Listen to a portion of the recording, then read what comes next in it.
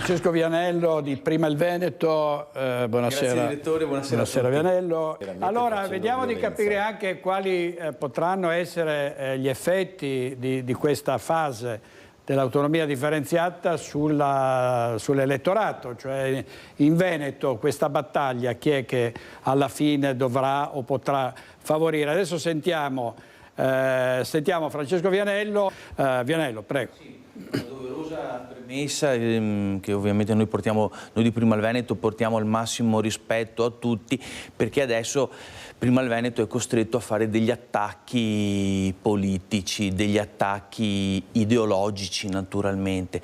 Allora sembra evidente che questo progetto autonomista ostacolato dal PD, progettato e ideato dalla Lega, sia purtroppo fallimentare. Pertanto noi di Prima il Veneto continuiamo a ripetere che l'unica soluzione è l'indipendenza del Veneto. Bisogna chiedere l'indipendenza, lavorare per l'indipendenza, perché l'autonomia non ce la daranno mai. Quello che ci dispiace è che purtroppo i veneti siano caduti per l'ennesima volta nella trappola dei partiti nazionali italiani che continuano a fottere il culo e il cervello dei veneti. Volete capirlo, cari signori veneti che siete a casa, cari elettori veneti? Voi siete gli schiavi di Roma.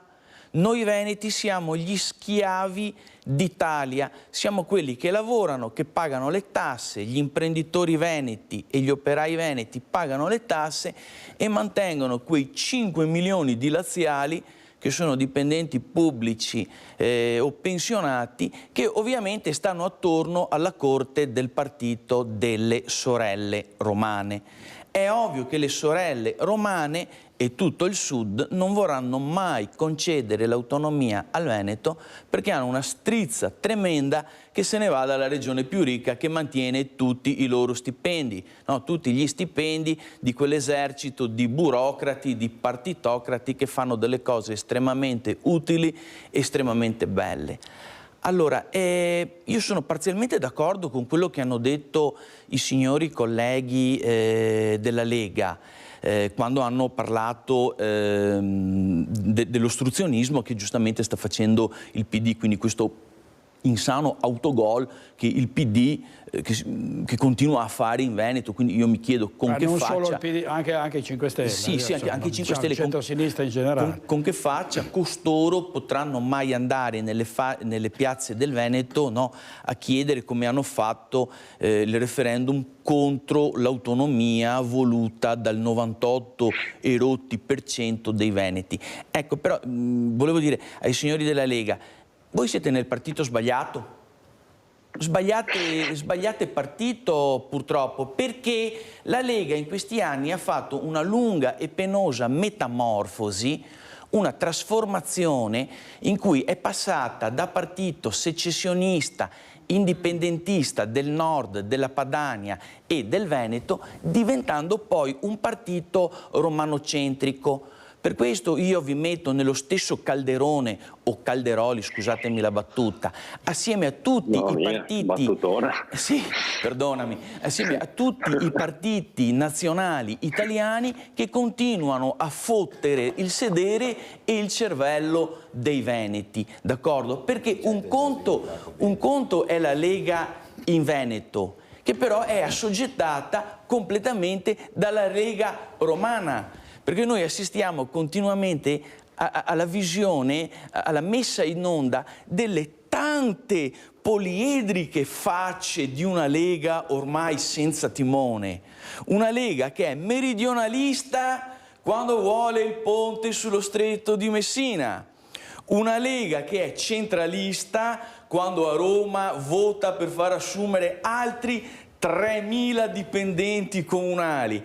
E poi una Lega che si sveglia il giorno prima delle elezioni europee in Veneto e continua a sbandierare la bandiera dell'autonomia come specchietto per le allodole per confondere e disorientare l'elettorato veneto.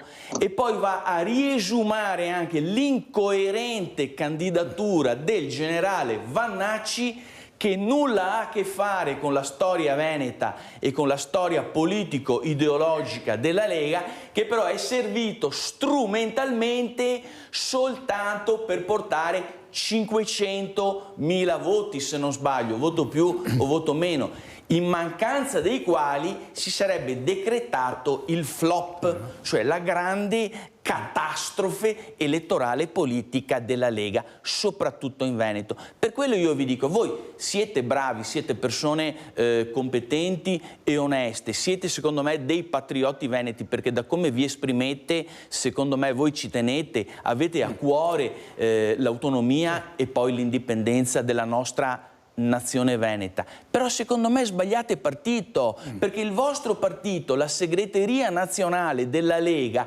ha fatto un patto di ferro, un patto d'acciaio con le sorelle romane.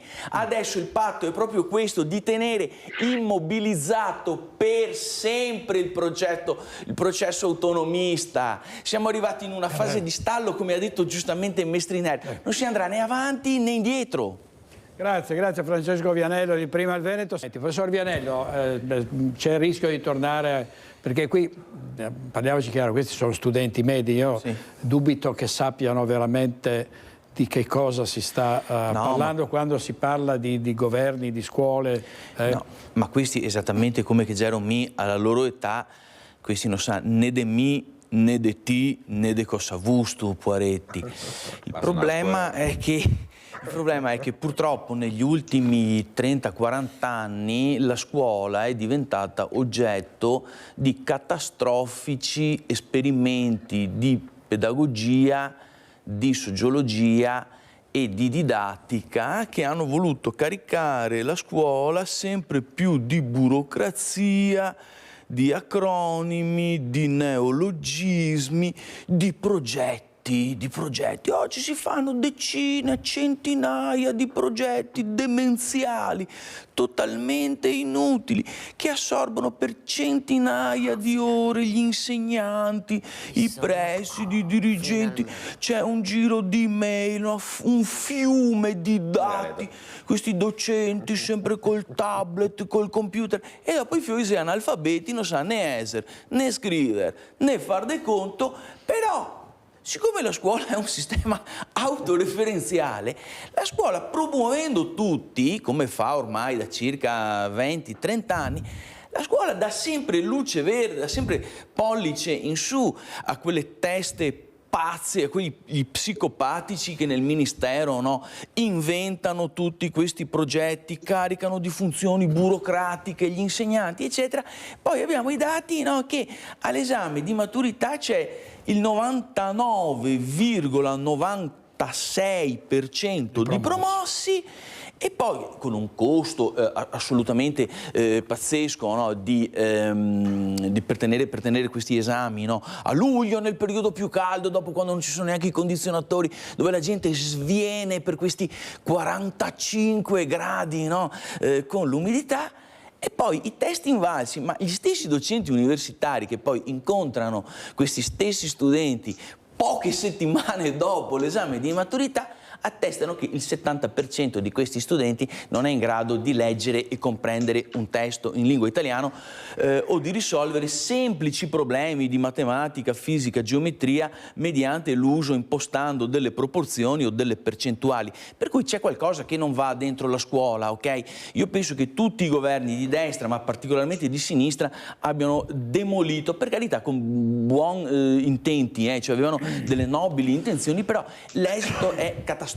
Secondo me tutti questi esperimenti sono completamente sfuggiti di mano. I ragazzi usano il cellulare H24 anche in classe, fanno interrogazioni, compiti programmati, poi con infinite prove di recupero finché non arrivano alla sufficienza praticamente.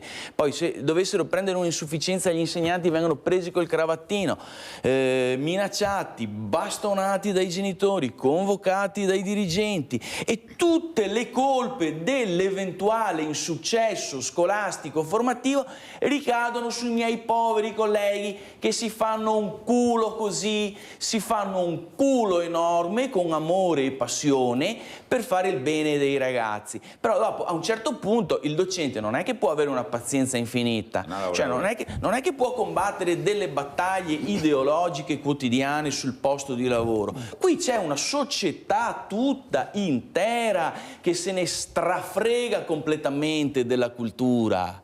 Questa è una società che è piena di disvalori, che va contro l'evoluzione culturale. La scuola è stata lasciata da sola. Allora, l'insegnante, se mette il brutto voto, viene processato come i criminali nazisti al processo di Norimberga. Altrimenti si trasforma immediatamente nel bravo insegnante quando mette un bel voto a tutti. Metto un bel voto a tutti, metto 8 anche agli analfabeti, metto 7 anche a chi non sa né leggere, né scrivere, né far di conto, non sa scrivere in corsivo, non è attento in classe, rompe le scatole, polemizza, usa il cellulare, lo richiamo 150 milioni di volte che non può usare il cellulare. Cosa passo? La mia vita, la mia giornata lavorativa a mettere notte? Se metto notte poi mi ritrovo tutti contro. Allora i cellulari vanno ritirati all'ingresso, ma tutti lo sanno che i ragazzi usano i cellulari in classe, lo sanno tutti. Smettiamola di dirci balle. A tutti fa comodo che i ragazzi vengano promossi con bei voti anche se non sanno niente. Poi andranno ad ammassarsi in queste università dove prenderanno delle lauree con cui si soffieranno il naso, poi saranno disoccupati perché intanto i clandestini, i migranti e gli stranieri ci soffieranno i posti di lavoro nell'artigianato, nei mestieri, nelle professioni, nel turismo, nell'agricoltura, in miniera e nei campi, e avremo 60 milioni di laureati che intanto fanno corsi di aggiornamento per cui pagano per prendersi abilitazioni, titoli, tutta fuffa cerebrale per poi restare disoccupati. Questa è la verità, purtroppo. Questa è come funziona la scuola oggi. Cristo Santissimo. Grazie Francesco, professor Francesco Vianello. E Francesco Vianello, insegnante, professor Vianello di Prima il Veneto. Grazie molte. Grazie a voi, buonasera. Grazie.